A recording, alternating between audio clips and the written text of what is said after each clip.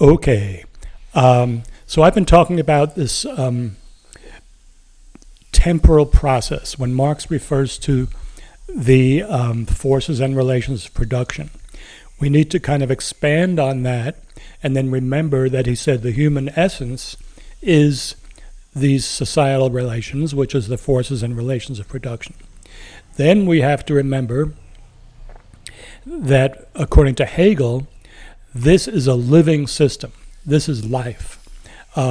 So it's not just, see again, we have to stop thinking like sociologists and start thinking like Marxists. So this is a living system. It has its own reality, its own development. This dynamic of forces and relations of production, which, as I said, is a temporal dynamic. It's time. So that's the bedrock of our reality, of our human reality. This temporal dynamic of forces and relations of production. So it's like we're in the matrix. That's the matrix that we're living within. So I know Marxists have, had this idea there's the base and the superstructure. You have to forgive, Marx and Engels were trying, they're not gods, they're human beings who were trying to express new ideas. So they were saying, so this matrix, this temporal matrix is the basis. It's like the foundation of a house. And everything is sort of built on top of that, not in some mechanical way, but it relies on that. Anyway, to look at another aspect of it, and here we get into some of my own ideas. So if we go back to the beginning of humanization, what makes us humans? Now, I studied anthropology when I was in college, and I was very unimpressed with most of anthropology. And as far as I can see from research I've done recently, the scientists still haven't really figured out what made us human. Now, we had to evolve biologically, and some obscure bone in our throat had to develop to where we could have the capacity for real language, not just, making sounds. And so then obviously our brain had to develop, so on. But nevertheless, so the idea has been, okay, at some point it sort of tipped the scales and we became human. Okay, for Marx, what made us human, so as time was going on, pre-humans were able to, make sticks and stones and, do all kinds of things, but they weren't yet humans. And what made them human was when the group that they had been in, we're talking about the apes, they had been in groups that hadn't really changed for, hundreds of thousands of years, pretty much the same thing. Whereas that's not true with humans. If you look at human society, over 100,000 years, you see a lot of changes. And then with humans, again, you see religion, spending a lot of time dancing around trees and graves and whatnot. So it's very different. So what kicked it over? Now, the creationists say, well, biological evolution just doesn't explain it. So it has to be explained by intervention of God. Well, I think for Marxists, you can put that aside for the time being and say what intervened was the process of production and temporality. That so, apes sitting around and using sticks and whatever the hell they did suddenly became a productive process that involved and that created human temporality. And so then you had an essence, you had a temporal system that you didn't have before. And that's not to say that animals, pre-human animals, don't have a sense of time, but it's natural time. We're now talking about human time that humans have created. So what made us human was this creation of the essence, of the productive process. And so in other words, when we have that temporal dynamic that we're part of, when we've reached a point where we are creating that, then that makes us human. And that's what Marx and Engels meant by we're producing ourselves. That as we produce what produces us. Now, there's a big issue here, because as I said, this temporal process, in a way, has a life of its own. It's like each individual is part of it and part of creating it, but is not it. It literally has a life of its own. And we are living that life, and that's living through our lives. And this is where we have to be able to really make an effort to think dialectically. And my mentor, Lucien Sèvres, spent a lot of time talking about this. So we can't think of, well, the individual over here and social relations over there. And that's why that's really hung up Marxism, because by clinging to the pre-Marxist idea of what an individual is, that is outside of these relations, and it's just our habitual way of thinking. So we think of it's all one thing. So the individual has no life outside of the relations. The relations have no reality outside of individuals. So in a sense, I can speak of it as a living process. But that's not to say we can all go do something else and it's sitting there on its own alive, like, this living thing. No, it's living. We are it and it is us. Okay. Now there's a problem here, because that means we are leading literally a double life. And so humans, once we became human, we're double, unlike animals. Unlike I don't know if anything else, but we're leading a double life because we're leading our own life as biological beings, and we're leading the life of this living process of the human essence, this temporal process. So we're living within this temporal process that's alive, and we feel it.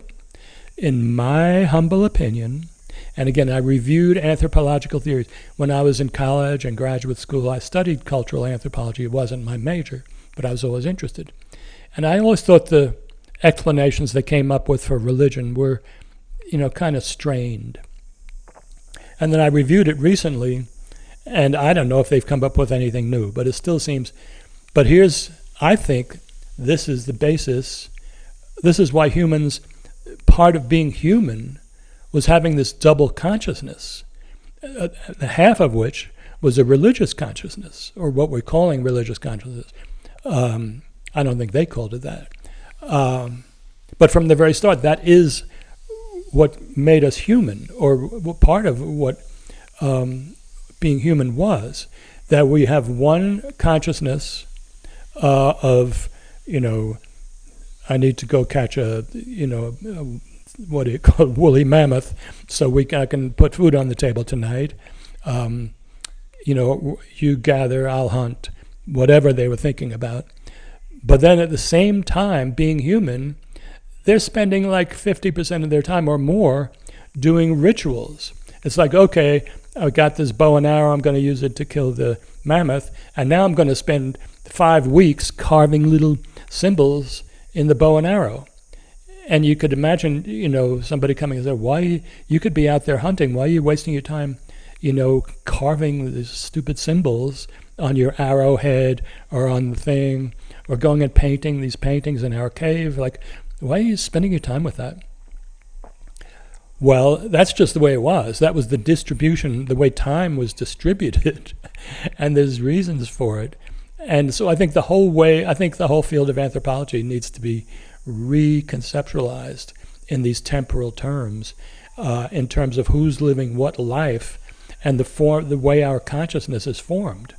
Because we could say, okay, consciousness, half of consciousness was the biological person over here who's thinking about putting food on the table, but the other half of consciousness is the fact that that person is living the life of the living essence, which in a sense is outside. So it has no life outside, apart from individuals, but it does, in a sense, it has its own life.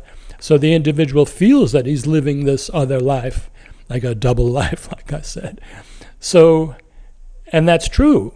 And at the same time, consciousness also. So part of consciousness is the consciousness of that individual person, me, Tarzan, you, Jane, or whatever. Whereas the rest of consciousness is coming from this other place. and the place of that the person's being is rooted in this other process. And so people knew that from the beginning. They felt it, they knew it, and their consciousness was formed accordingly. So consciousness was never just this individual consciousness.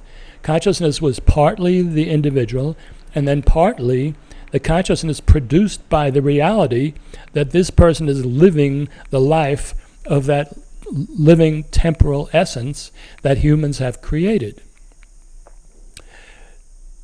Now, I don't know if I'm prepared to go into this much more, because this is a whole new subject. But I honestly believe this is the beginning of a whole new anthropology of where did religion come from, and even later, where did the unconscious come from?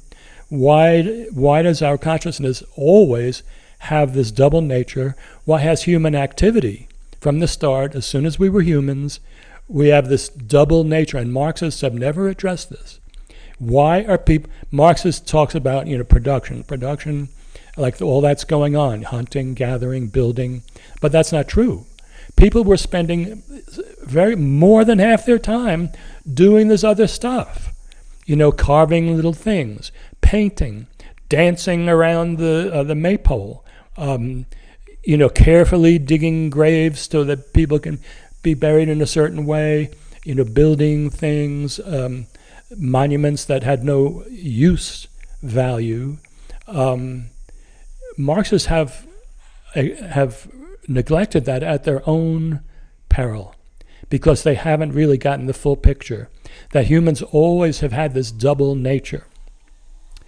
Not only that, but part of having that double nature is the consciousness that, wow, I have some kind of double nature. I've been separated from my own source, from the source of my being, which for the time being I'm going to call the Great Spirit, and then later on call it God.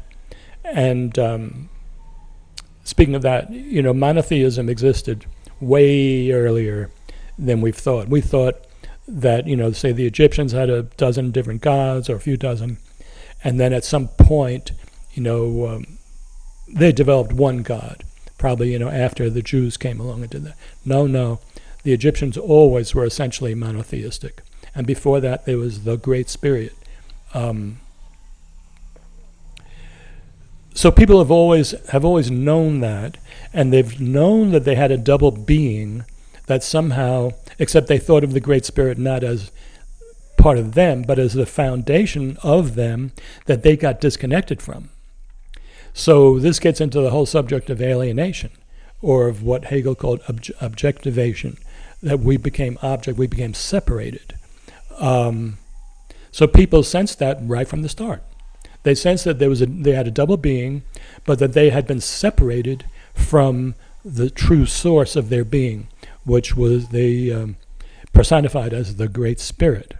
People knew that right from the start. It was built into human consciousness. I don't know if there was any humans, of course, we don't have good records, but as far as we can tell, any humans who just said, hey, here I am, I'm human, this is cool, that's all there is to it. No, they were always longing for reuniting. So not only are they separated from the Great Spirit, but they need to reunite with the Great Spirit. And that's been fundamental to human motivation throughout history, and Marxists have not paid enough attention to this. That probably the primary human motive from the very beginning of humanization, when the group turned into an essence, the primary motivation has been reunite with the Great Spirit, become whole once again. Even more than, okay, I got to go out and kill the bison so we have something to eat. Yes. But then I got to get back to dancing and praying so I can reunite with the Great Spirit. And actually the whole purpose of me killing the bison or whatever they're killing is to further my progress toward reuniting with the Great Spirit. So one very early tribe that's been found that's in South Africa actually has that belief, and I forgot the name of the book that is documented, and they actually call it the Great Hunger and the Little Hunger. So the little hungers are, the everyday hungers, food, clothing, shelter. Those are little hungers. But the great hunger is this desire to return to the Great Spirit. And they made that distinction themselves.